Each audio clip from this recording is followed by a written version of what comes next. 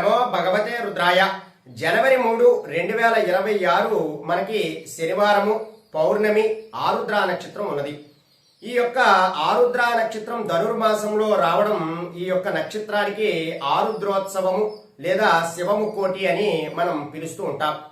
ఈ శివముకోటి ఆరుద్రోత్సవం నాడు ఎవరైతే ఆ పరమశివుడికి మహన్యాసపూర్వక రుద్రాభిషేకం జరిపించుకుంటారో వారికి ఉన్నటువంటి సమస్యలన్నీ కూడా తొలగిపోవడము, తద్వారా వారు జీవితంలో ప్రయోజనం పొందడము, వారు అనుకున్నటువంటి పనులన్నీ కూడా పూర్తి అవడము కూడా జరుగుతుంది.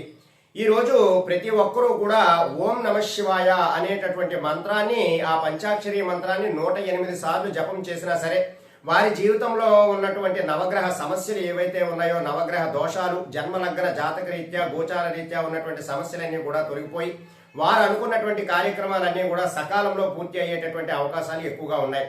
కాబట్టి ఈ ధనుర్మాసంలో వచ్చినటువంటి ఆరుద్ర నక్షత్రం రోజు, అది మనకి శనివారం, అంటే జనవరి 3, 2026 మనకి శనివారం పౌర్ణమి, ఆరుద్ర నక్షత్రం రోజు నాడు ప్రతి ఒక్కరూ కూడా ఈ చిన్నపాటి పరిహారాలు ఆచరించి ఆ పరమశివుడి యొక్క అనుగ్రహం పొందడానికి ప్రయత్నం చేయండి.